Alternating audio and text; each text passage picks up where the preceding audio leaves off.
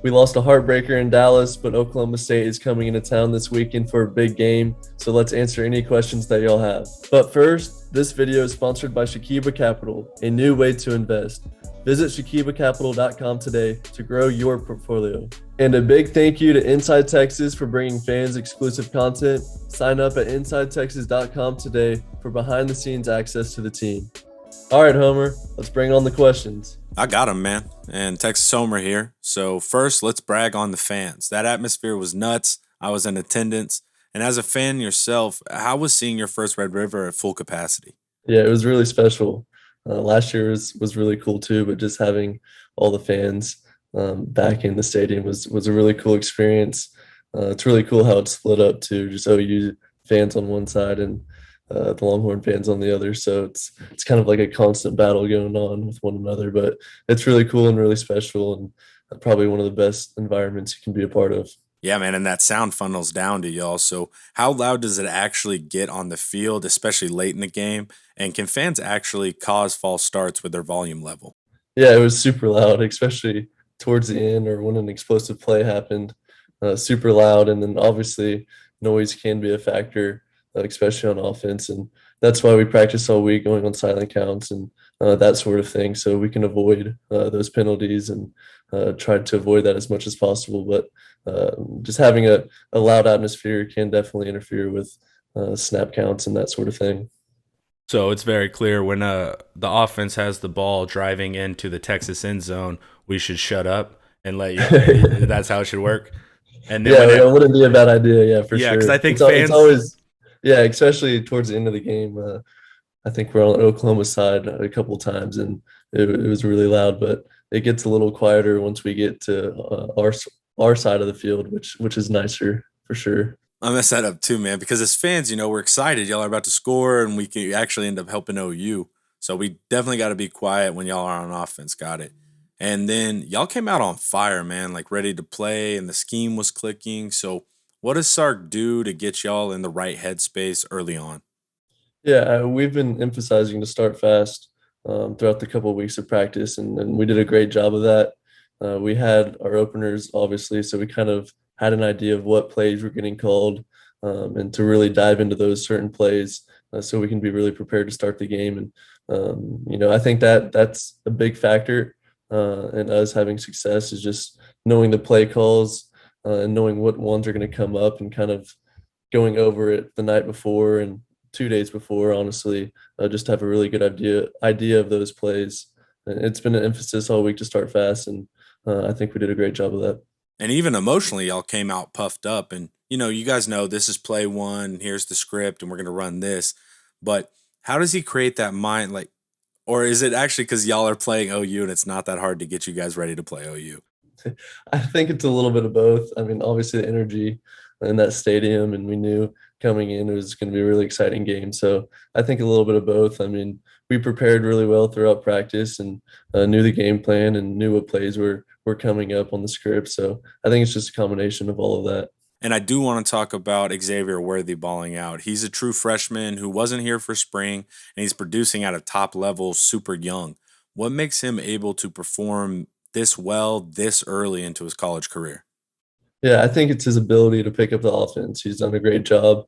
He's really smart football player, especially being how young he is. So he's picked up on the offense incredibly well. And obviously, he's a really gifted player. Uh, he's super fast. He can catch really well, and he knows where to be when he's supposed to be there within the offense. And he can make special plays. So I think it's the combination of who he is and his preparation throughout the week and throughout fall camp and that sort of thing, and then just using its athletic ability. Yeah, man, and that's what I was impressed by, his ability to bounce right back after the mistake. And he even said Sark told him to give him a smile after the kick return and then to get back to him. And I love that coaching style because often coaches bench players as punishment, but you don't solve the problem by limiting reps. So is that just generally who Sark is? Is he always kind of trying to keep everyone engaged and actually show he believes in y'all? Yeah, absolutely. I think that's what makes him such a special coach. I mean, he knew Xavier was going to have an opportunity later on in the game, and you can't let one mistake dwell on you. You have to as hard as it can get sometimes in a big game, you just have to forget about it and move on and try to improve next time. And he ended up making a touchdown at the end of the game, which was a huge play. So just his ability to move on from that mistake and keep playing was really cool, especially for a young player like him. Yeah, man, when he came back and tied it up, I knew we had something there with him, and it's exciting. But now let's talk about the second half where things didn't go our way. And being on the field, what do you think happened? How did we lose that game? Obviously we started off really good in the first half, and it's just our ability to come out the second half and keep that same energy. And it's something that we've been focusing on this week and something that we have to get better at, coming out and starting strong in the second half. And I mean, we had some plays not go our way, like that strip fumble, which could have been huge. And then we didn't have great field position and stuff like that. But it's all stuff that we can control and we need to get better at, and just to keep that same mental intensity throughout the second half, and really, try to bring that momentum with us from the first half is something that is a big factor for us going forward. And see, I like that you guys claim it because there's been this theme post game that I disagree with, and most competitors do, and that's that, oh, you got lucky. Well, that's great, and you can tell yourself that, but there's always going to be chance present in the football game, but you can't get better if you tell yourself it was all luck Yeah, absolutely. because there isn't much room for growth with that mindset. And then, did Grinch do anything schematically that tripped us up? We were doing well on the outside in the first half, and then it looked like they started funneling things inside. So, what went on there? Yeah, I think ultimately it's as cliche as it sounds. It's we were kind of shooting ourselves in the foot on some plays. In the first half, obviously we were clicking on all three sides of the ball. In the second half, we didn't as much, and it's all stuff that we can control and we can get better at. I wouldn't say there's anything that they did that was out of the ordinary or something that we haven't seen. It was just how we execute the plays. Like going back, I said on the last question, just having that mental intensity, just coming out in the second half is really important for us, and something that we can improve on a lot. And just not shooting ourselves in the foot, and just taking every play really seriously, because each play deserves the credit it deserves. So yeah. And a lot of football cliches are cliche for a reason because they're accurate. And fans were curious about post game after all the cameras were gone. So, how was the ride home, and how did Sark address the team after leaving the Cotton Bowl? Yeah, obviously the bus ride back was disappointing with a game like that, and a game we easily could have won. Obviously, is disappointing, but it's just something we have to learn from again.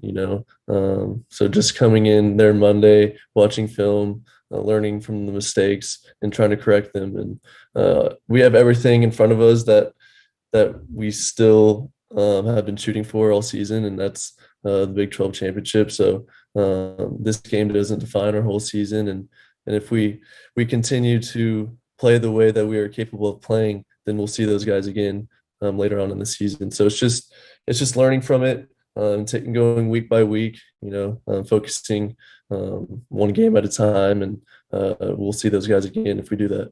See, that's one of the beautiful things about football, man. You don't have time to pout. A new group of guys are coming to beat you up next week. And so you have to change focus. You have to move on.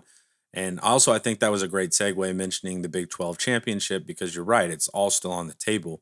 So, how is the readjustment process and getting back in the saddle for Oklahoma State? Do you just end up diving into the work? Yeah, I mean, this is a great team.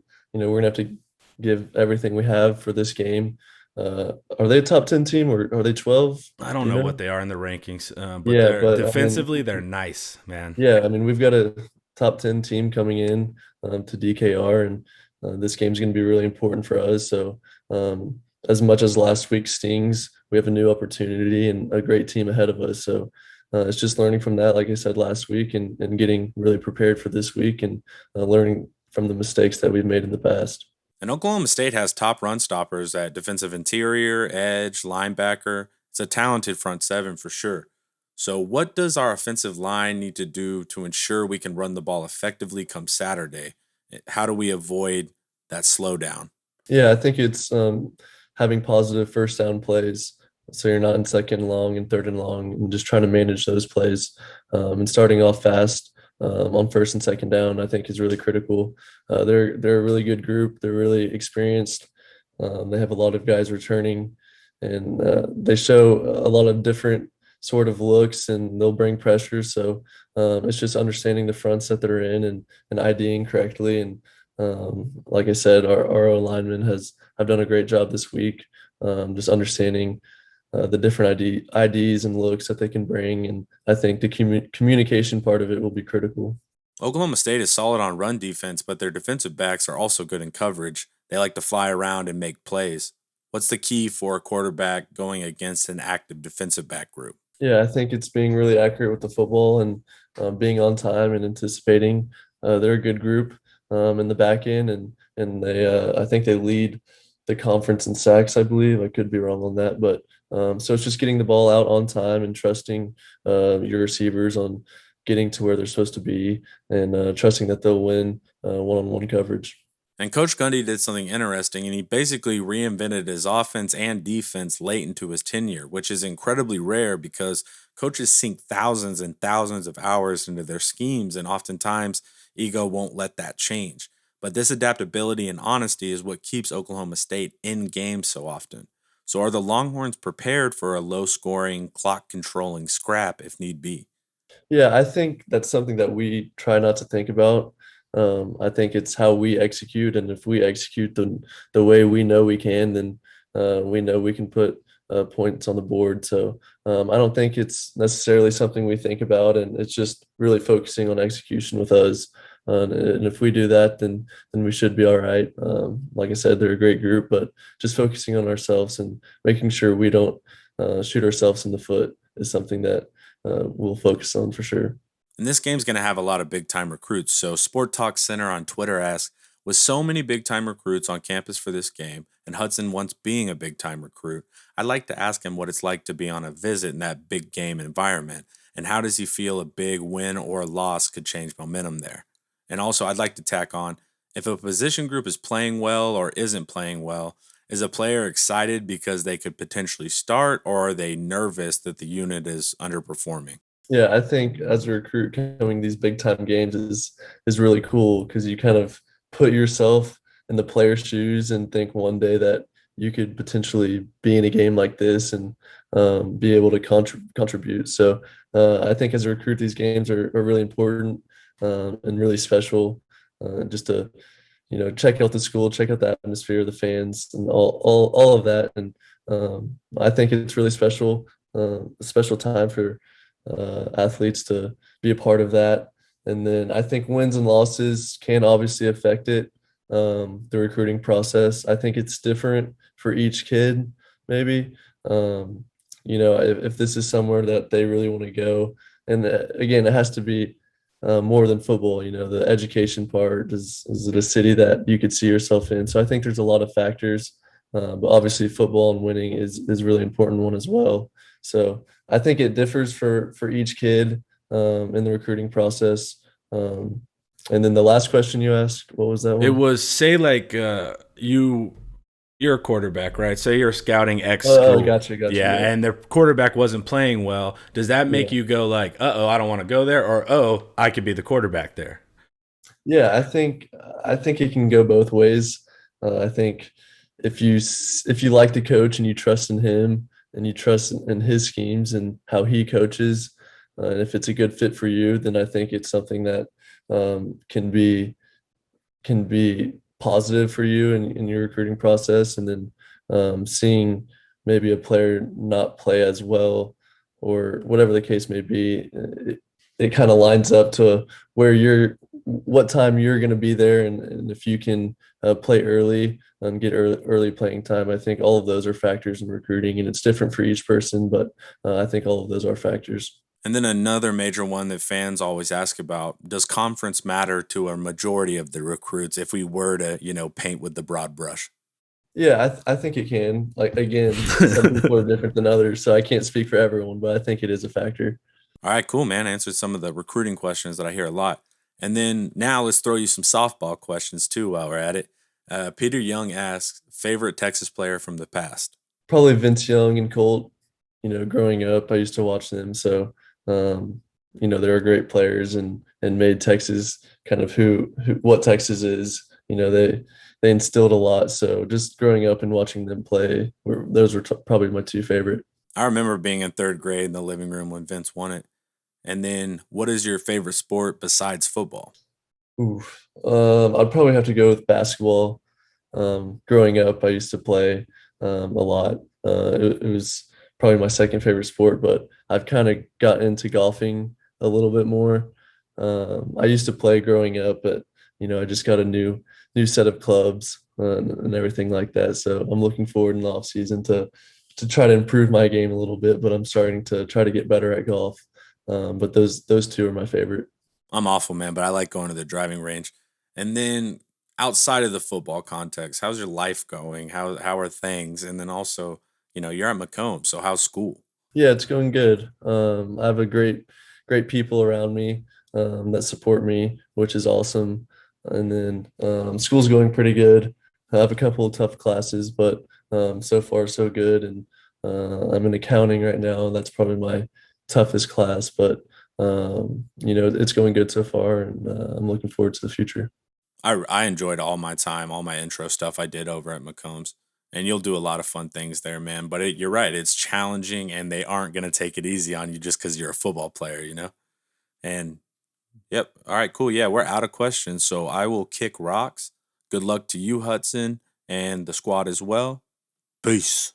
See you next week, Homer. Thanks for watching, and make sure you comment down below for next week's video if you want anything answered. If you haven't already, make sure to sign up at InsideTexas.com today for more exclusive content. It's time for some Oklahoma State film, and we'll see you Saturday.